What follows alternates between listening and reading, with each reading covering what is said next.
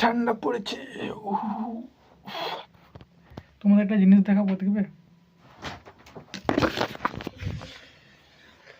তো হ্যালো বন্ধুরা, আমি মিনাল। আর হাতে গোনা মাত্র কিছুদিন সময় আছে। দেখতে পাচ্ছ, বই নিয়ে আছি 24 ঘন্টা। তো 21 তারিখে পরীক্ষা। তোমরা প্রত্যেককে জানো, ভালোভাবে প্রিপারেশান নিচ্ছ। সবার কার জন্য অল দ্য বেস্ট। সবাই ভালোভাবে প্রিপারেশান নাও। তো দেখো, আজকে ছোট্ট একটা মিনি ব্লগ, যে অনেকদিন যেহেতু ভিডিও দিয়ে দিতে পারিনি, সেই জন্য ভাবলাম দেখাই। দেখো, এটা সন্ধ্যের সময় আর কি। আকাশটা অন্ধকার, পুরো ভিডিওটা তোলার জন্য ভালো ক্যামেরা নেই আর কি। যেমন পেরেছি তেমন দিয়েছি।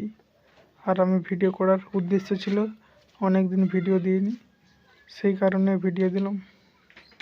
তো কোনো টপিক খুঁজে পাচ্ছিলাম না, আর সামনে পরীক্ষা ছিল বলে আমি আদার্স কোনো ভিডিওর আইডিয়া পাইনি। দেখো, চারিদিক কিন্তু অন্ধকার হয়ে গেছে, খুব একটা চেনা যাচ্ছে না। আমার বাড়ি আগেও দেখেছো, খুব বড় নয়, মাটির বাড়ি। পশ্চিম দিকে আসতে চলে গেছে।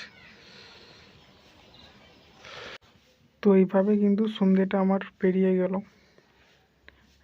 এবারে পড়তে বসতে হবে। দেখো, বই অলরেডি মেলা আছে, তো এবার কন্টিনিউ করব।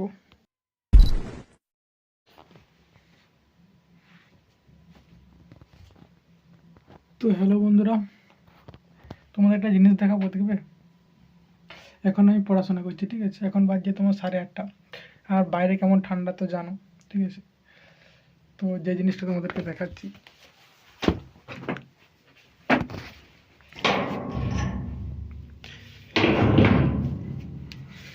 আরে यार क्या रे, দেখো, এটা হচ্ছে কুকুর। মানে যতক্ষণ না তুমি খেতে দেবে ততক্ষণ কিন্তু এখান থেকে উঠবে না।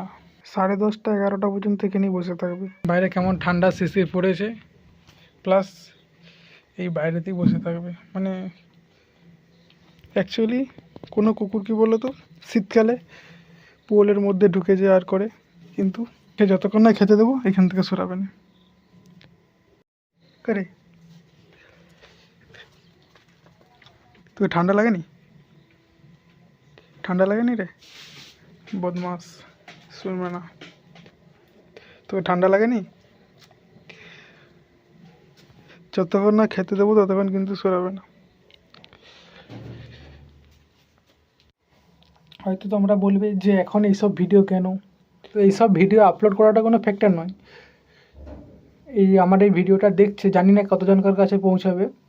তো যতজন যাক, মনের মধ্যে একটু হলেও মানে খেতে দেওয়ার ইচ্ছা জাগবে। সেই কারণে আমি জানি অধিকাংশ মানুষেরই ইচ্ছা জাগবে না, বাট 1% যদি মানুষের কাছে ইচ্ছা জাগে, সেটাই অনেক। ওরা কাজ করে খেতে পারবে না, ঠিক আছে? আমাদের মতো না যদি কেউ খেতে দেয়। আর আমি এইভাবে মাথার মধ্যে টুপি, তার উপরে এই ভিডিও করছি। ঠান্ডা খুব পড়েছে, দাঁতের ব্যথা করছে ঠান্ডাতে। এখন ঠান্ডা লাগানো চলবে না, সামনে পরীক্ষা আছে। সেই সেফটির কারণে এইভাবে আমি কিন্তু মানে ঢাকা নিয়ে পড়াশোনা করছি। তো মা বেশ কিছুক্ষণ পর খাবার দিয়ে গেল, তো আমি দরজা বন্ধ করে খাবার খাচ্ছি।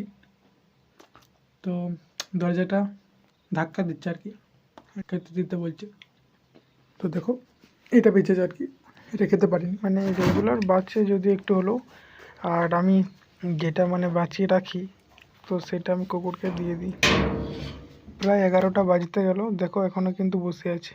জানে যে খেতে দেবে, কেননা আমার কাছে রেগুলার খাবার খায়, এই সামনেতেই বসে থাকে। আর প্রতিদিন কিছু না কিছু অল্প হলেও দিতে হয় আর কি। দেখো, আমরা বেঁচে যাওয়া খাবার কিন্তু আমরা এদিক ওদিক ফেলে দিই, নষ্ট হয়ে যায়, ঠিক আছে? তো সেই নষ্ট খাবারগুলো অন্তত কুকুরকে দিও। আমি বলছি না তোমার ভাগের থেকে দিতে, আর ভাগের থেকে যদি বা অল্প একটু দিয়ে দাও, সেটা কি বিরাট বড় ক্ষতি হয়ে যাবে বলো? আর দেখো, সামনে মাও দিচ্ছে খেতে আর কি। মা কুকুরকে খুব ভালোবাসে।